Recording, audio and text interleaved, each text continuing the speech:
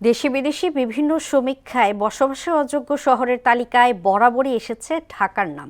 2 দশকে 3 গুণ বেড়েছে যানজট, শব্দদূষণ, গ্যাস আর পানি সংকট। এজন্য বিগত কয়েকটি সরকারের সদিচ্ছা এবং ভূমিকা নিয়ে প্রশ্ন তোলেন নগরবাসী। এসব সমস্যা থেকে দ্রুত পরিত্রাণের নতুন সরকারের বাস্তবমুখী পদক্ষেপ চান তারা। এক্ষেত্রে দ্রুত প্রশাসনিক বিকেন্দ্রীকরণের তাগিদ দেন বিশেষজ্ঞরা। রাজন হোসেনের ক্যামেরায় বিজয় কুমারের রিপোর্ট।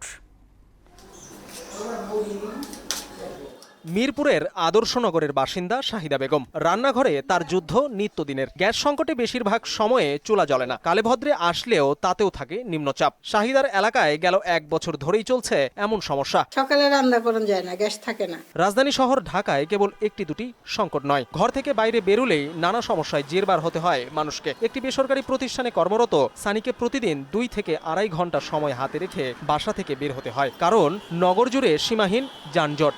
মিরপুর 1 থেকে আপনার যদি আমি পল্টন পর্যন্ত যাই, সচিবালয় পর্যন্ত যাই, এখানে আমার টোটাল 30 মিনিট মতো সময় লাগে। ওখান থেকে আমার যাত্রাবাড়ি পৌঁছাতে 1.5 ঘন্টা সময় লাগে। এর পাশাপাশি শব্দ আর বায়ু দূষণের সঙ্গে প্রতিদিন যুদ্ধ করতে হয় রাজধানীবাসীকে। সমস্যাগুলো দিন, মাস কিংবা বছরের নয়, দশকের পর দশক ধরেই চলছে। শাহবাগে দোকান করি, এখন এই গাড়ির শব্দে কানে কিছু উনি না, বাসের লেগে দাঁড়ায় রয়েছে, অসুস্থ লাগতেছে। এই দেশে এরকম থাকেনি। সুন্দরভাবে আসলাম, বাসা থেকে বের হইলাম। বের হওয়ার পরে তো আর সুন্দর মন মানসিকতাটা থাকে না।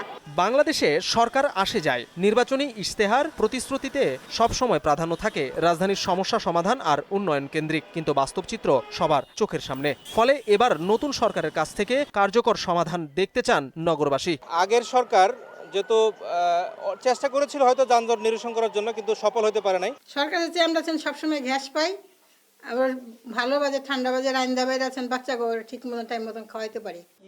বিশেষজ্ঞরা বলছেন, ধারণ ক্ষমতার কয়েক গুণ জনসংখ্যার এই নগরীতে কোনো সমস্যাই তুড়ি মেরে উড়িয়ে দেওয়া সম্ভব নয়। এক্ষেত্রে প্রথম এবং প্রধান পদক্ষেপ হতে হবে প্রশাসনিক বিকেন্দ্রীকরণ। এই সরকারের জন্য অবশ্যই ঢাকায় যেমন পরিষেবার মান বাড়াতে হবে, তার কোয়ান্টিটি বাড়াতে হবে, পাশাপাশি মানুষ যেন ঢাকায় না আসে, যে এলাকা আছে সেই এলাকাতে যেন কর্মসংস্থান, নাগরিক সুবিধাদি পায়, তাহলে কিন্তু ঢাকার উপরে একটু হলেও চাপ কমবে।